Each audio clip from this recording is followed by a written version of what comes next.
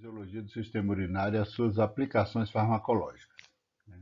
Vamos ver essa relação que nós temos entre o funcionamento do sistema urinário e a excreção de fármacos.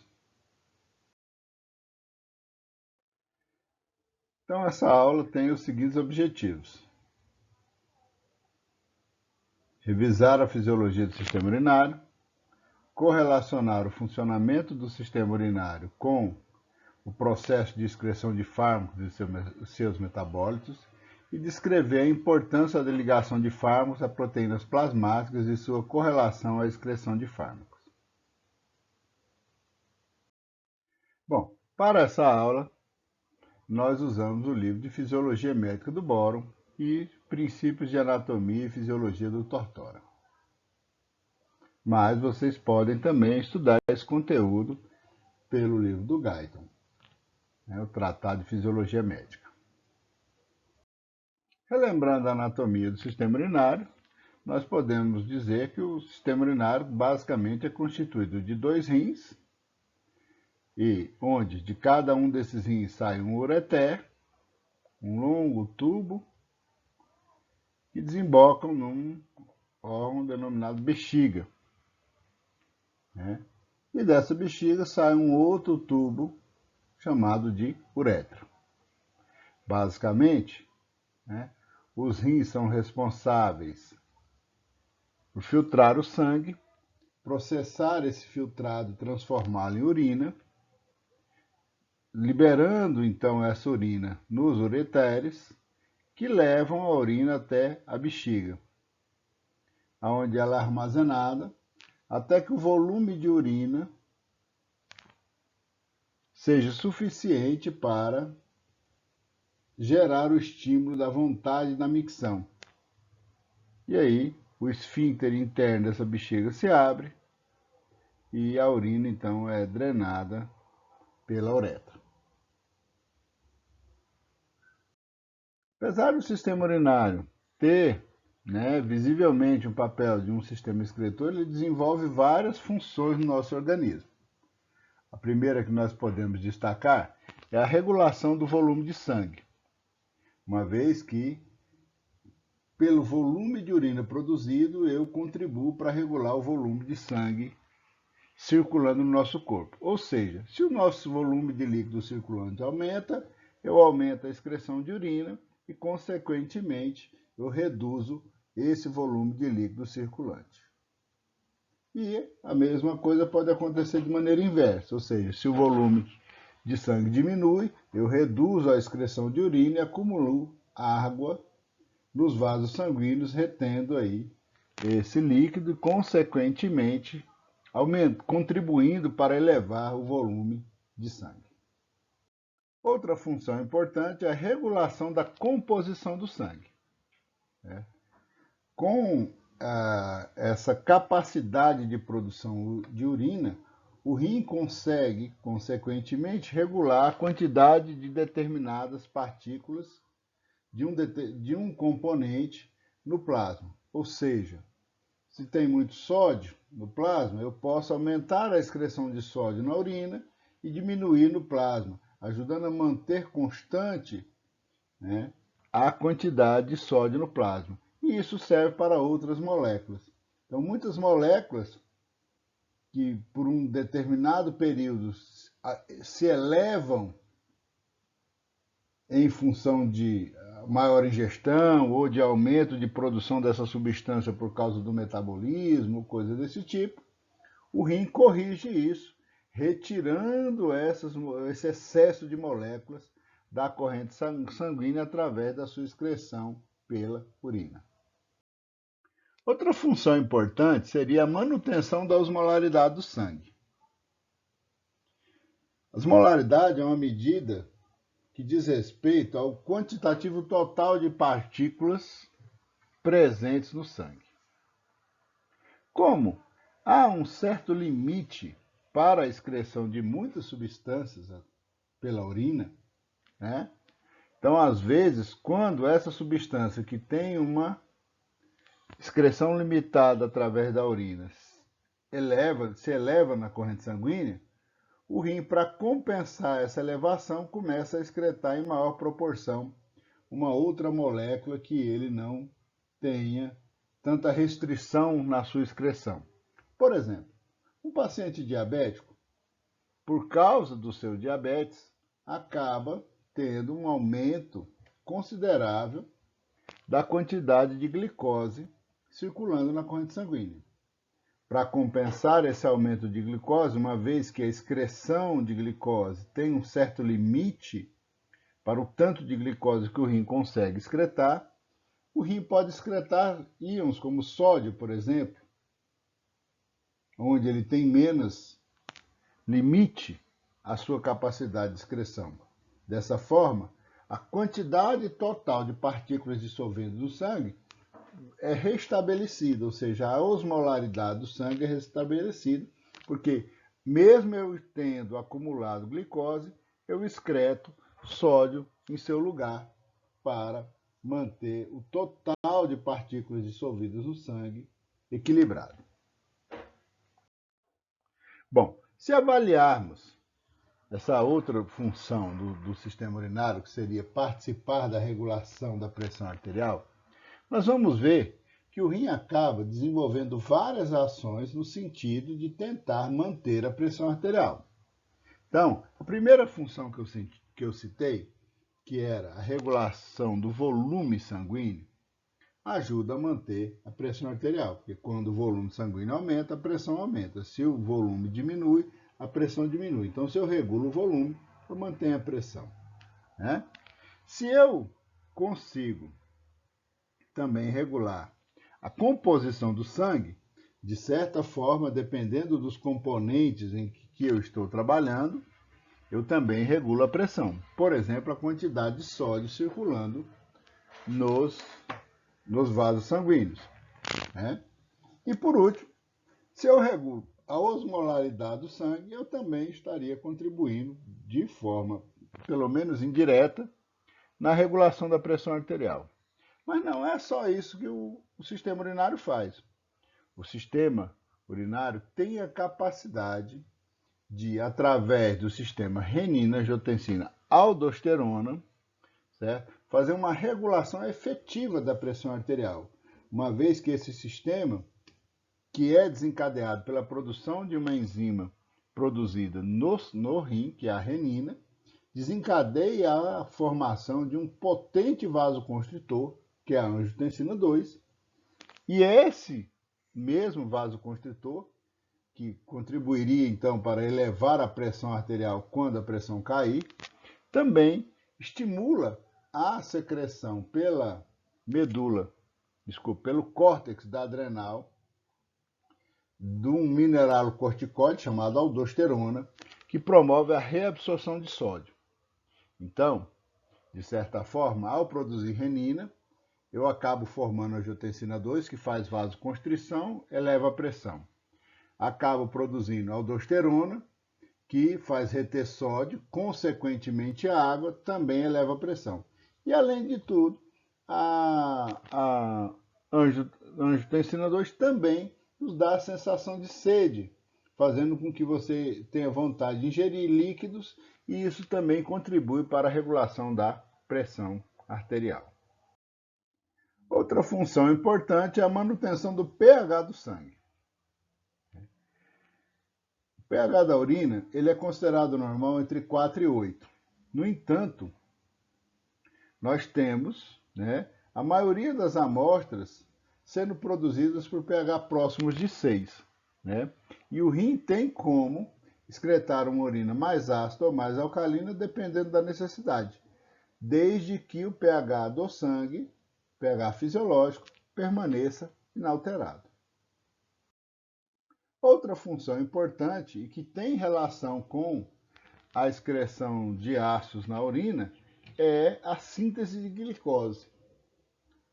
O sistema urinário, o rim, é o segundo órgão que consegue produzir glicose a partir de aminoácidos. O primeiro é o fígado, que produz isso em maiores proporção, e o segundo é o rim, que faz isso em menor proporção, mas que não deixa de ser uma contribuição importante na manutenção, né, da glicemia, uma vez que toda a glicose produzida é jogada na corrente sanguínea e isso ajuda a equilibrar, então, a glicemia do sangue. Outra função importante é a síntese da vitamina D. É o rim que produz, né, o metabólito que vai ser convertido na molécula ativa, né, da vitamina D para que isso seja funcional em nosso organismo e nos permita a absorção de cálcio e de substâncias que vão estar contribuindo para a formação de nossos ossos. Uma outra função é uma função endócrina do rim. Apesar do rim não ser uma glândula endócrina, ele tem em sua estrutura algumas células que produzem um hormônio chamado a eritropoetina. Esse hormônio é um hormônio que estimula a medula óssea a produzir os eritrócitos, a produzir as hemácias, os glóbulos vermelhos do sangue, fazendo com que se restabeleça, né, a quantidade normal de hemácias circulando no sangue. Ou seja, o rim detecta a queda na quantidade de hemácias que está circulando no sangue, produz eritropoetina, essa eritropoetina vai na medula óssea e estimula a medula óssea a acelerar o amadurecimento das hemácias e, consequentemente, liberando, então, hemácias novas para repor as que, por algum motivo, foram perdidas.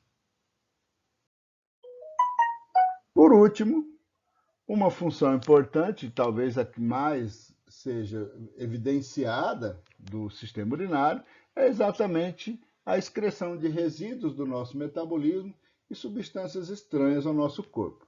Ou seja, através da urina, nós excretamos substâncias que o nosso corpo produz e que não têm utilidade no corpo. Por exemplo, a creatinina, a ureia. São substâncias produzidas como produto final de uma via metabólica e esse produto não tem uma destinação no nosso corpo a não ser excretado. E é o sistema urinário que faz isso. Além disso, ele faz também a excreção de substâncias estranhas, substâncias que nós ingerimos no dia a dia. Por exemplo, um corante alimentar. Você toma um suco industrializado, vai vir um corante amarelo lá, que o seu corpo não tem destino nenhum para aquilo. Então, isso é excretado através da urina. E assim sucessivamente. Não só substâncias sintéticas, como substâncias naturais também, né? Quem nunca viu a mudança, né, na coloração da urina, por exemplo, depois de se comer muita beterraba, né? Então, os pigmentos que estão presentes, aqueles corantes naturais que estão presentes naquele tubérculo, né? Quando ingerido em grande quantidade, ele acaba aparecendo, escurecendo a urina. Pensando então nessa função de excreção de substâncias estranhas, é exatamente aonde nós temos o efeito, né, ou a contribuição do sistema urinário para a farmacologia, uma vez que os medicamentos ingeridos por nós acabarão, em sua maioria, sendo excretados através da urina, certo? E com isso, né, esse sistema excretor, o sistema urinário, tem um papel importantíssimo na regulação da concentração das substâncias ingeridas por nós como medicamentos, certo? Uma vez que, à medida que ela vai sendo absorvida, o rim já vai também excretando parte dessa substância. Quanto mais efetivo for o rim para a excreção de uma determinada substância, mais rápido essa substância vai ser eliminada do corpo. Quanto mais difícil for, né, para que uma substância seja excretada através da urina, né, mais tempo essa substância vai ficar em nosso corpo. Uma coisa que vale a pena ressaltar é que, muitas vezes, as substâncias farmacológicas, né, os fármacos ingeridos por nós, eles não circulam livremente pela corrente sanguínea, eles se ligam ao que nós chamamos de proteínas transportadoras, as proteínas plasmáticas que têm afinidade por esses fármacos. Essa ligação às proteínas plasmáticas faz com que seja mais difícil a excreção da molécula, porque a molécula que está ligada a uma proteína plasmática, ela não sai da corrente sanguínea no momento da filtração do sangue. Então, ela fica presa dentro dos vasos sanguíneos. Então, quanto maior for a afinidade, a ligação do fármaco com a proteína plasmática, mais difícil vai ser a excreção desse fármaco. Então, mais tempo ele vai ficar circulando na corrente sanguínea, certo? Obviamente que, se eu estou fazendo a ingestão de 2 fármacos, e os 2 fármacos têm afinidades pela mesma proteína plasmática, a albumina, por exemplo, né? Um vai competir com o outro pela mesma proteína. Então, um vai atrapalhar a excreção do outro, porque aquele que tomar o lugar do outro ligado à proteína plasmática vai disponibilizar mais moléculas livres capazes de serem excretadas. Alguns pacientes, por exemplo, que fazem uso de anticoagulantes, que são substâncias que têm uma ligação, né, principalmente a varfarina, que tem uma ligação à proteína plasmática muito grande, quando ele vai fazer ingesta de outro tipo de medicamento, ele precisa levar isso em consideração para saber se vale a pena realmente fazer a ingestão desse outro medicamento ou ainda se faz necessário um ajuste da dosagem, uma vez que a quantidade de substâncias ligadas vai diminuir porque você vai ter 2 drogas competindo pela mesma proteína plasmática. Bom, então, se formos avaliar o rim, né, como uma estrutura cuja finalidade, né, principal é processar o sangue e formar um filtrado que depois vai ser transformado em urina, o rim é constituído, então, basicamente de néfrons. Cada rim tem cerca de 1 milhão de néfrons. Num estudo mais detalhado, nós podemos ver que existem 2 tipos diferentes de néfron: o néfron cortical e o néfron justamedular. Esses, por sua vez, né, diferem entre si pelo seu posicionamento e o tamanho da sua alça, né? O néfron cortical, ele tem a sua maior parte situada no córtex renal e corresponde a cerca de 70% de todos os néfrons. É um néfron que tem uma menor capacidade de concentração da urina. O néfron justamedular, por sua vez, tem a sua maior parte na região medular, apenas uma pequena porção no córtex. E por ter uma alça mais desenvolvida, ele tem uma maior capacidade de concentração da urina. Então, quando nosso corpo precisa produzir uma urina menos concentrada, ele lança mão principalmente dos néfrons corticais, enquanto que na hora que precisa de processamento, fazendo uma urina mais concentrada, ele lança mão dos néfrons justamedulares. Certo? Mas quais são, então, as partes de um néfron? Então, o néfron ele se inicia, né, por uma região, uma parte que nós chamamos de glomérulo. Essa parte ela é constituída de uma cápsula, a cápsula glomerular, envolvendo uma rede de capilares fenestrados que se situam entre 2 artérias, duas arteríolas, né? A arteríola aferente ao glomérulo e a arteríola eferente ao glomérulo. É nessa região, né, nesse glomérulo, em que, através dos poros desses capilares fenestrados, o filtrado se forma. E é todo capturado, né, coletado pela cápsula glomerular. Então, o sangue vai passando por dentro desses capilares e sendo forçado a extravasar pelos poros dos capilares, e a cápsula vai recolhendo esse filtrado, que será processado no restante do néfron. Saindo do glomérulo, nós temos esse tubo novelado, contorcido, né, que nós denominamos tubo contorcido proximal. Depois se forma a alça de Henle, e novamente um tubo contorcido, só que agora ele é denominado distal. Então fica tubo contorcido distal, que desemboca no tubo coletor, que é comum a mais de um néfron. Certo? Pela imagem, podemos observar que há uma rede de capilares, né? Os capilares peritubulares passando por perto de todos esses tubos, né? Tanto no tubo proximal, como na alça, como no tubo distal. E esses capilares eles estão aqui exatamente para receber de volta, né, as substâncias que devem voltar ao sangue, que foram filtradas e devem retornar ao sangue.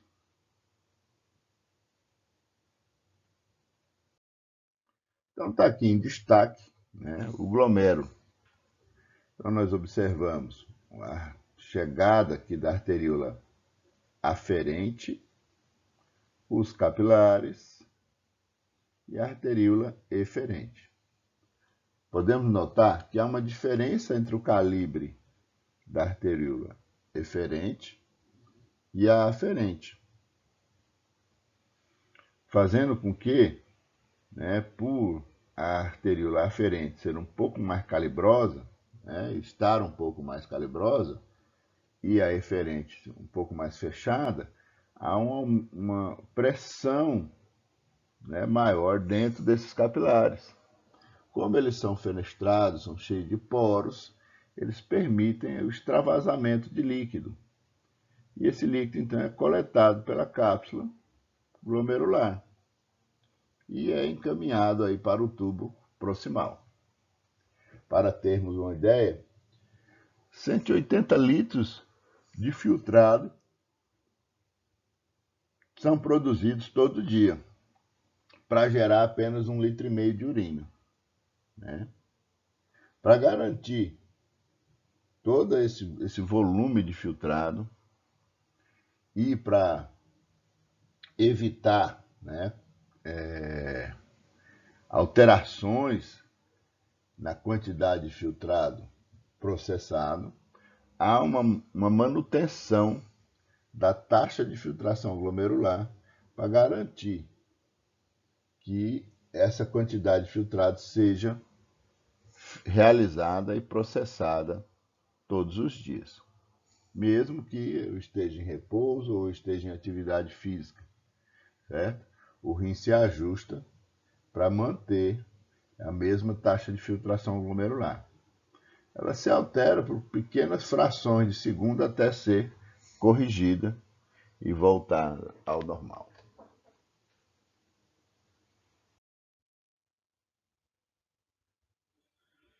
Nesse gráfico podemos observar, né, a diferença de pressão entre a arteríola aferente e a arteríola eferente, né? Então há uma diferença nessa pressão e os capilares estariam exatamente no meio desse processo, né? Então essa pressão, que é de certa forma elevada, né, na arteríola aferente, força o extravasamento de líquido pelos capilares. nessa imagem, podemos observar esse capilar fenestrado. Observem que ele é cheio de poros, né? Cheio de orifícios, certo? Em sua membrana, que permite, então, o extravasamento de líquido. Como a diferença de pressão, o sangue chega, encontra resistência para sair, o líquido extravado, como se fosse uma mangueira, furo que tivesse alguns furos e que a gente colocasse o dedo na saída da mangueira. Aí o líquido extravasaria, em parte, pelos buracos, pelos furos da mangueira. Como a membrana desse capilar é muito fina, né, e a pressão dentro dele é relativamente alta, comparado com outros capilares, né, ele tem essas células que o abraçam, né, que são chamadas de podócito, certo? Em que esses braços, né, do podócito envolvem, né, o capilar, certo? E se forma também uma lâmina basal, né, entre a célula do endotélio do capilar e o podócito, criando aí uma lâmina basal contendo proteínas e tal, que até ajudam no controle do que vai ser filtrado.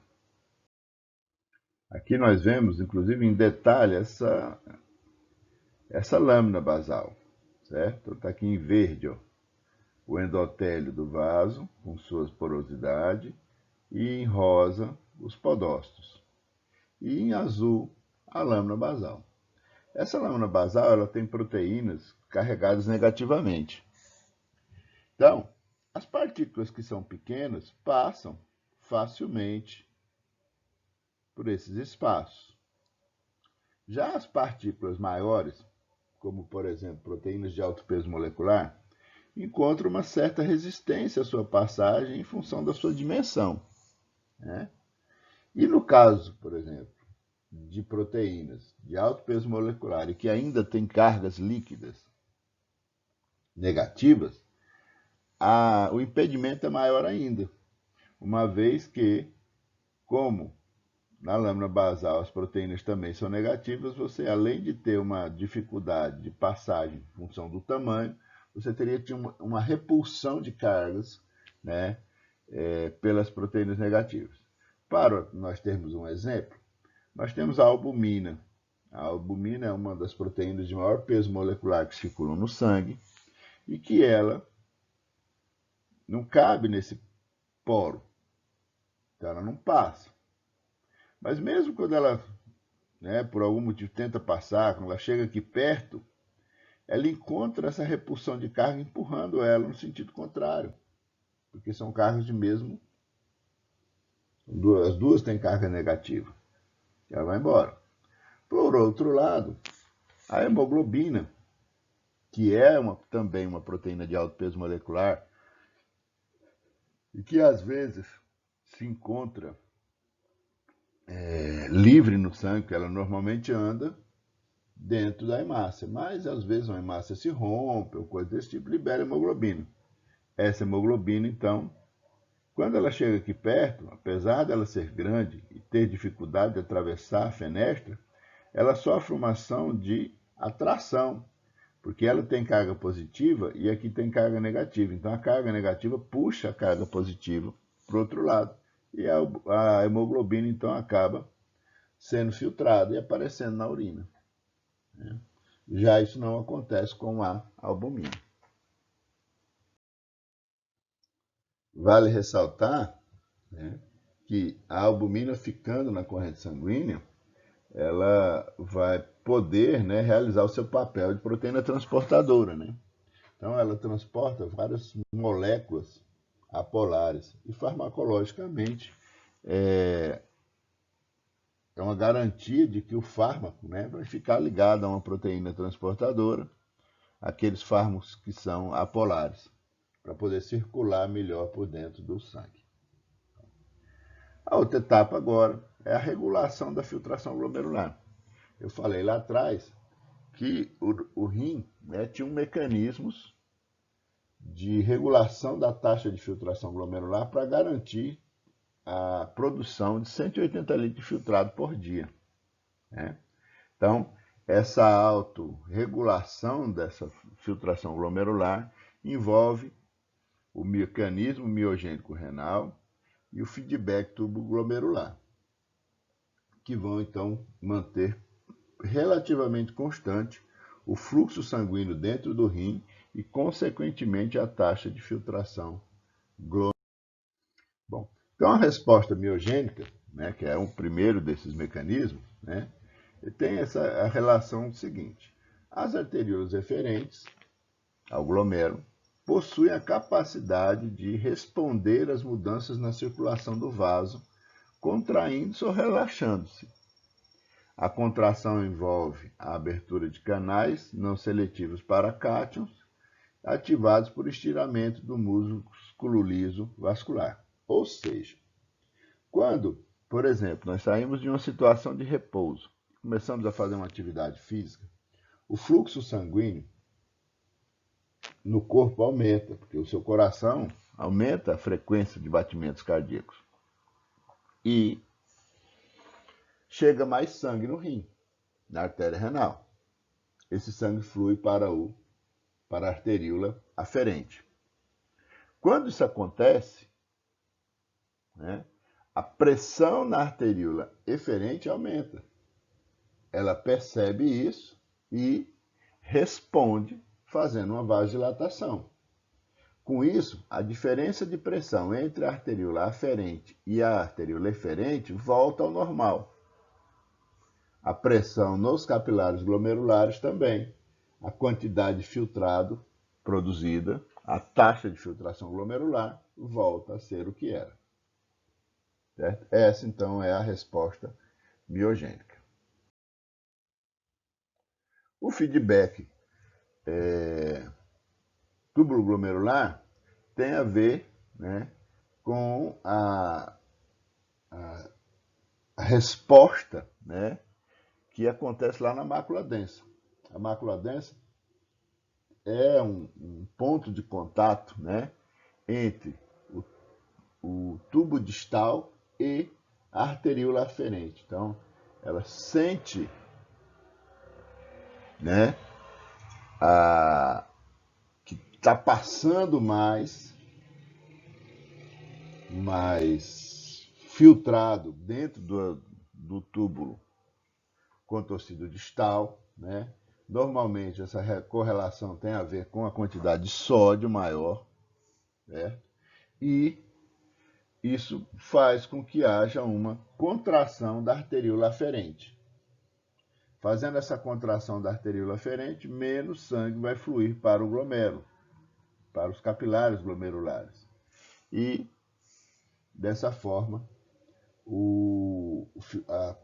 a quantidade de filtrado vai diminuir, vai voltar ao seu normal. Algumas substâncias e alguns estímulos, né, funcionam como fatores que ajudam a regular o fluxo sanguíneo renal e também a taxa de filtração glomerular. Então, o eixo renina-angiotensina-aldosterona, a estimulação via nervos simpáticos, a produção de vasopressina, o hormônio antidiurético, e o peptídeo natriurético atrial. Todos esses, eles interferem, né, nesse fluxo sanguíneo para o rim e, consequentemente, na taxa de filtração glomerular. Outros agentes que também possuem efeito, né, sobre o fluxo sanguíneo e a taxa de filtração glomerular seria a epinefrina, a dopamina, as endotelinas, as prostaglandinas, os leucotrienos e o óxido nítrico, cada um provocando vasoconstrição ou vasodilatação, aumentando ou diminuindo esse fluxo e, consequentemente, mexendo na taxa de filtração glomerular, né? De maneira geral, com aqueles dois mecanismos citados anteriormente, o rim corrige isso e evita que essa taxa fique alterada, né? Por que da importância da manutenção dessa taxa? Porque se o filtrado passar muito rápido pelos túbulos, proximal, distal, alça de Henle, nós não conseguimos recuperar tudo o que foi filtrado e que não deveria ir para a urina. E aí você acaba perdendo substâncias que não deveriam ser excretadas. Se passar devagar demais, acontece o contrário, você acaba recuperando coisas que não deveria recuperar. E aí, um medicamento, por exemplo, que era para ser excretado em 10 horas, passa a ser excretado em 20. Então, ele fica mais tempo fazendo efeito sobre o corpo. Né? E isso pode levar aí a efeitos colaterais do uso desse medicamento. Bom, mas o filtrado foi feito. E o que vai acontecer agora? Ele vai ser modificado. Vai ser retirado do filtrado tudo aquilo que passou pelo poro e que não era para ser eliminado do corpo. Então, principalmente lá no tubo contorcido proximal, nós temos vários tipos de transportadores, canais, bombas e etc., para recuperar as substâncias. Por exemplo, glicose, aminoácidos, hormônios, etc. Essas substâncias, então, são recolhidas do filtrado e devolvidas lá para os capilares peritubulares, restabelecendo a sua concentração ao sangue. Certo? Vários desses processos são processos passivos, mas a maioria usam processos ativos para recuperar essas moléculas. Certo? Podem ser primários ou secundários. Grande parte no formato de processos ativos secundários. Então, os fármacos também passam por isso. Os fármacos, né, eles vão achar um desses canais aqui que tenha algum tipo de afinidade. E aí muitos fármacos, então, são recuperados, fazendo com que eles continuem circulando. Obviamente que não são todas as moléculas que passam que são recuperadas.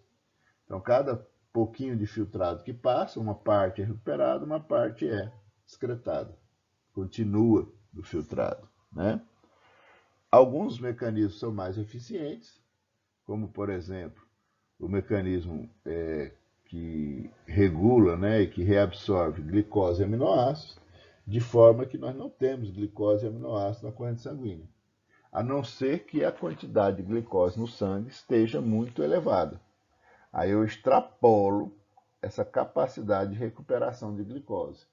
Um paciente diabético, por exemplo, por acumular glicose demais na corrente sanguínea, ele acaba ultrapassando a capacidade do rim de recuperar essa glicose. E aí ele começa a perder glicose na urina. Né? Muitas vezes, a presença da glicose na urina é um dos primeiros sintomas, né, do diabetes, detectável, digamos assim. O filtrado, então, passou pelo tubo contorcido proximal e vai para a alça de Henle. A alça de Henle, ela tem mecanismos envolvendo a reabsorção de água no a sua porção descendente, né? O filtrado estaria descendo pela alça e nessa descida ela vai retirando água. Por que retira água?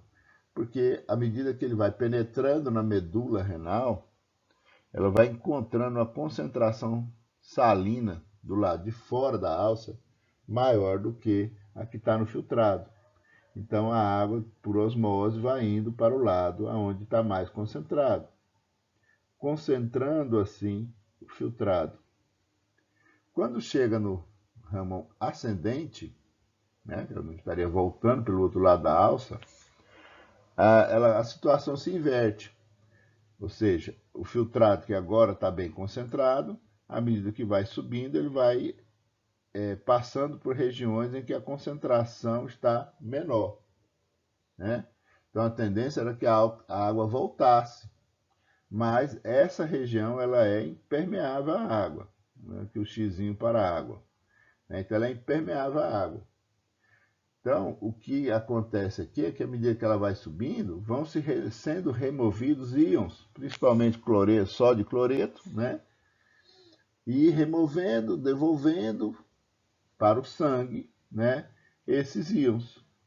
De forma que eu chego ao final da alça de Henle, né, com a mesma pressão osmólica, né, eu tinha 300 miliosmol quando eu entrei, chego com 300 miliosmol aqui, mas nesse percurso eu perdi um grande volume de água e uma grande quantidade de sódio e cloreto, entre outros íons, né, aí na alça. Né? Então, basicamente, de um lado eu tiro água, do outro lado eu tiro sal. Aí o tubo contorcido distal. O tubo contorcido distal, ele, além de recolher ainda alguns íons que precisam ser recolhidos, ele também secreta substâncias que devem ser excretadas e que ainda não está na concentração devida. E aí ele faz então o que nós chamamos de secreção tubular, jogando ali substâncias que são produtos do nosso metabolismo e que devem ser eliminadas. Né? Ainda, no tubo distal, uma região importante, né, que faz o que nós chamamos de aparelho justaglomerular, ou seja, algumas células do tubo distal que ficam em contato com a arteríola eferente têm sensores de pressão, né, formando então um mecanismo de sensorial para perceber qual a pressão que está chegando na arteríola e, detectando que essa pressão baixou, eles podem responder produzindo uma substância chamada renina, desencadeando aí o sistema renina-angiotensina-aldosterona. Né? Além de ajustes, né, contribuir com ajustes na taxa de filtração glomerular com aquele aparelho, né, o feedback tuboglomerular que nós falamos anteriormente. Nesse quadro nós vemos, né, um resumo desse sistema renina-angiotensina-aldosterona.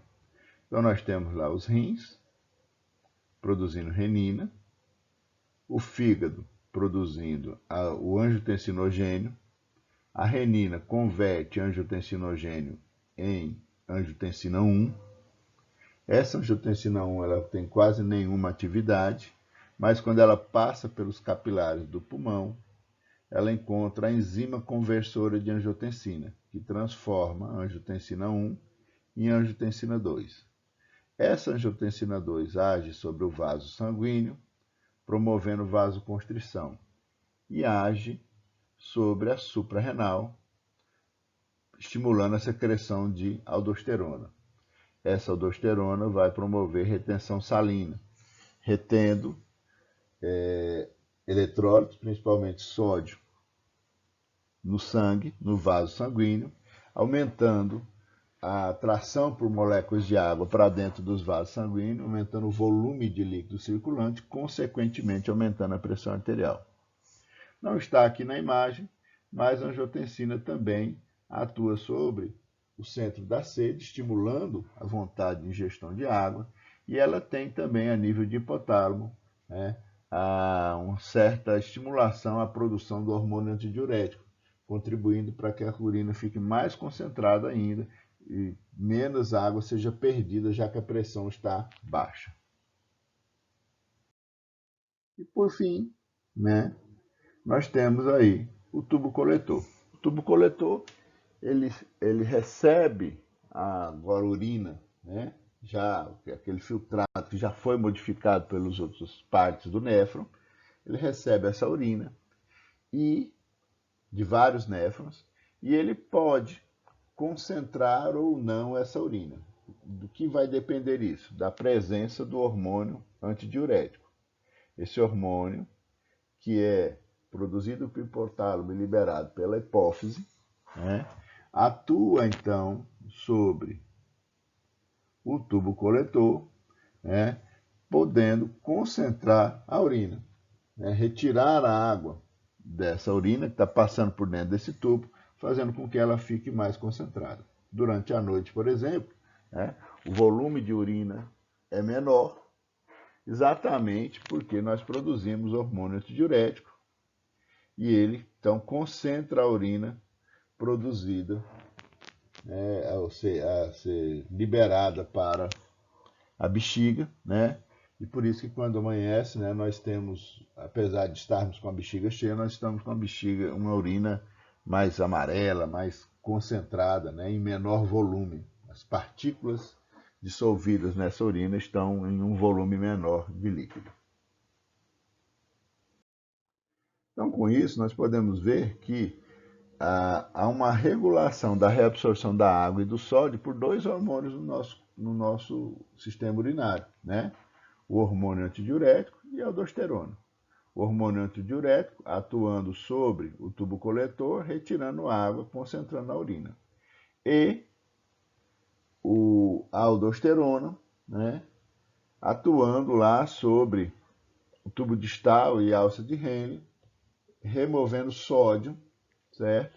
E, consequentemente, fazendo, então, aumentando a quantidade de sódio no sangue, atraindo água junto com ele, né? Consequentemente, aumentando o volume de líquido circulante.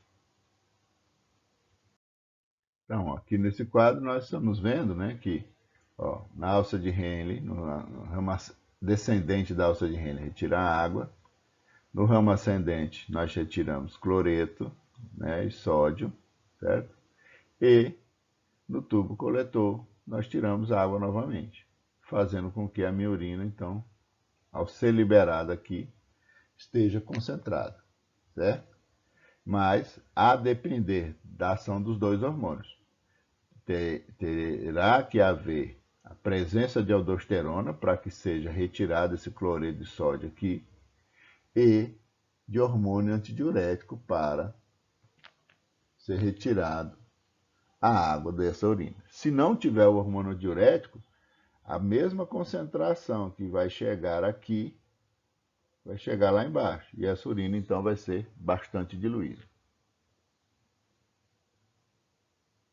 Nesse quadro, a gente vê como que é o manejo, então, né, para o sódio, o manejo renal do sódio. Então, está aqui, de 100% de sódio que chegou, né, que foi filtrado no glomérulo, chega no tubo contorcido proximal. Na passagem do filtrado por essa região, retira sódio e apenas 33% do sódio filtrado chega na alça. Ele passa pela alça, é reabsorvido em parte pela alça, e quando chega no tubo contorcido distal, só tem 8% do sódio que foi filtrado. Passa pelo tubo contorcido distal e chega ao tubo coletor com apenas 3% de sódio.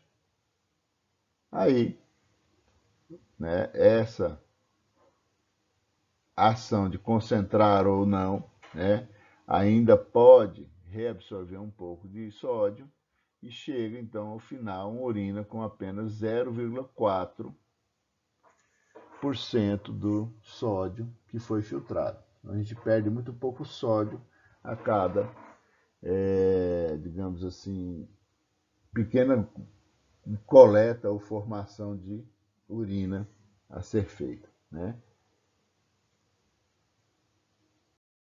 Já nesse outro quadro, a gente pode ver que, no caso de carboxilatos, por exemplo, alguns aminoácidos, né?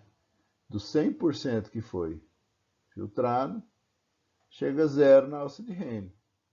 Ou seja, o tubo proximal reabsorveu 100% do que foi filtrado. Essa é aquela coisa que ele é extremamente eficiente no sentido de reabsorver, não deixou passar nada, continua a passagem do filtrado por todo o nefro, o restante do nefro, e lá na urina não aparece nenhuma gota, nenhuma molécula dessa substância, certo? Aqui nós temos um quadro comparativo, né, da presença de substâncias comparado ao que existe no plasma com o que existe na urina, né? Então você vê, por exemplo, proteínas. Nós temos aí cerca de 200 miligramas de proteína nos 3.000 ml de plasma, e na urina nós praticamente não temos proteína, né? Certo? Bicarbonato, 4,6, 0. Né? Glicose, 3 para 0. No entanto, creatinina, 0,03, 1,6 na urina. Quer dizer que a urina está sendo muito eficiente em excretar creatinina, que é um metabolismo corporal, né? Um produto do metabolismo corporal. Aí ela excreta essa substância e fica pouco dela no plasma, certo? Bom, gente, era isso que a gente tinha para falar aí, mostrando essa relação importante, né, do sistema urinário com os fármacos e fazendo uma pequena apanhada, uma pequena revisão, né, da fisiologia da produção da urina. Tá? Um abraço.